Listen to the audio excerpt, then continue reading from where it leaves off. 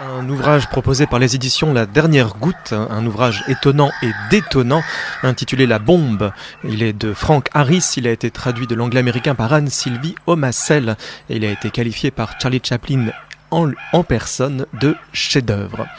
C'est un texte qui est paru originellement en 1908, qui est inédit en français et on se demande comment cela a pu être possible. Il nous est enfin proposé en traduction française par les éditions de La Dernière Goutte et il nous propose de plonger dans une page sombre de l'histoire de la lutte pour les droits des travailleurs aux États-Unis et plus précisément à Chicago. Puisque le texte s'ouvre sur une déclaration préliminaire du narrateur et personnage principal du texte qui se présente tout de suite ainsi. Je m'appelle Rudolf Schnaubelt, c'est moi qui ai lancé la bombe qui tua 8 policiers et en blessa 60 à Chicago en 1886. À présent je vis, ou plutôt languis, à Reichholz en Bavière, où je me meurs de phtisie sous un nom d'emprunt. L'esprit enfin en paix. Alors cette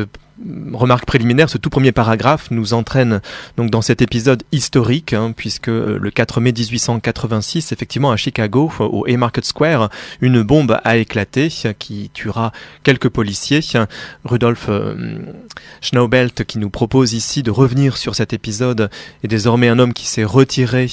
de la lutte, qui est parti des États-Unis, et on va comprendre avec lui dans quelles circonstances et comment toute cette histoire a pu se dérouler. Alors c'est un texte qui, sur ce support historique, sur cette base historique réelle et avérée, va effectivement convoquer un certain nombre de personnages qui ont existé, personnages qui sont directement liés à cet attentat, et pour d'autres ne le sont pas du tout, ne l'ont jamais été, mais en subiront les conséquences,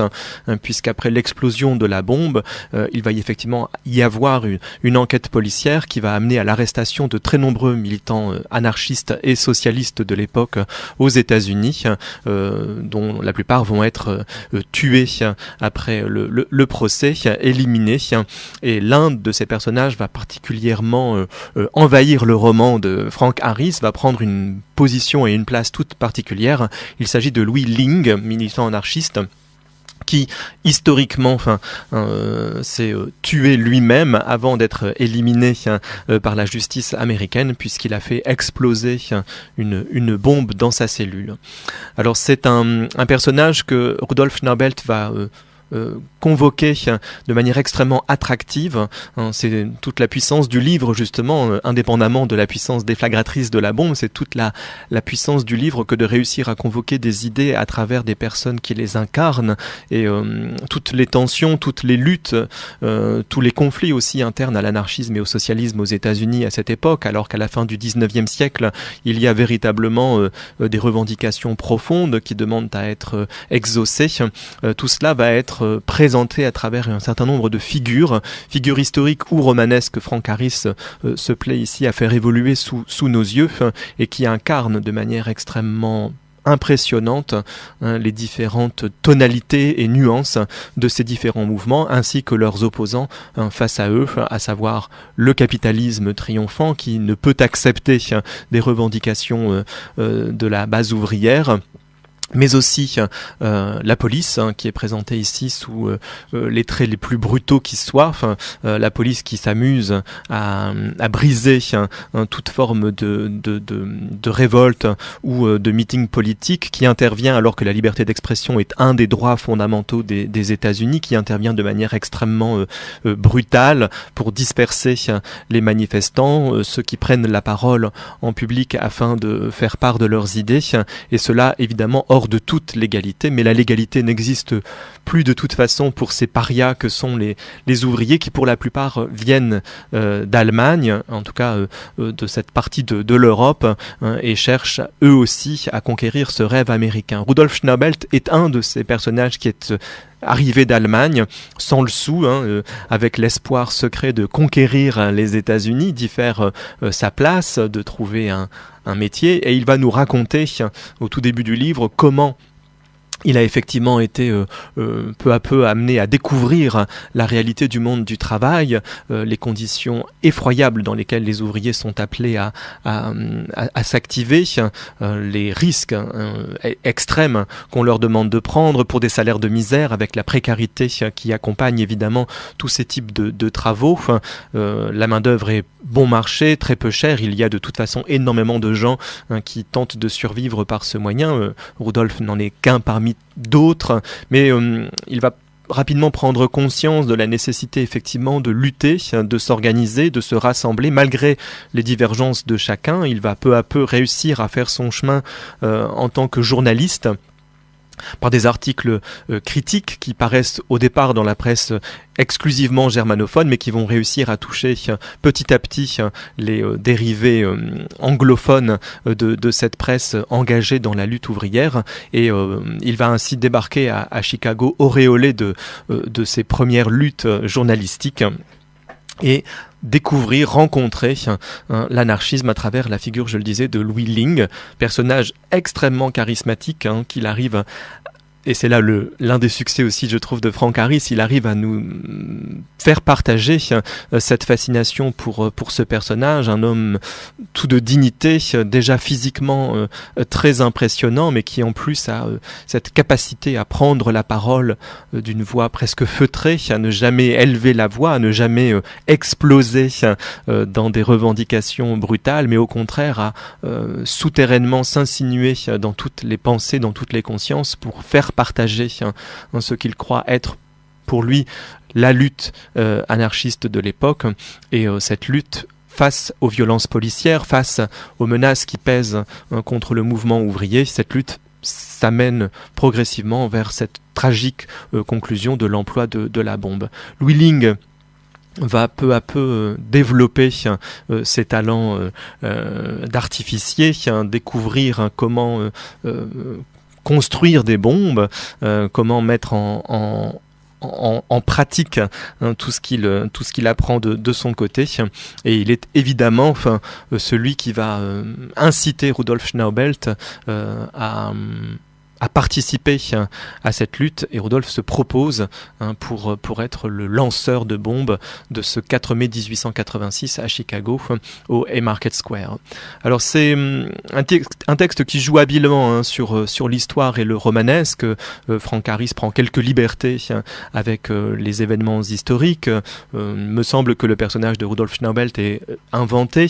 Il est présenté comme un témoin privilégié, mais il n'est pas nécessairement aussi fidèle que cela à la vérité historique. En tout cas, c'est un épisode qui va avoir une importance décisive dans l'adoption de la journée de 8 heures, qui était une des revendications essentielles de ce mouvement, et qui va également être à l'origine du 1er mai. Alors, on entre dans le texte avec une grande vivacité, comme je le disais tout à l'heure en citant les premières lignes du livre, et on maintient cette tension de façon permanente jusqu'à la fin du livre, et dans tous les domaines de la vie de Rudolf Schnaubelt, à la fois dans son évocation des conditions ouvrières, dans ce qu'il découvre de la précarité, de la difficulté de ses existences qu'il partage, mais aussi de la duplicité et des mensonges qui s'y installent lorsqu'il va découvrir le monde ouvrier et le milieu ouvrier.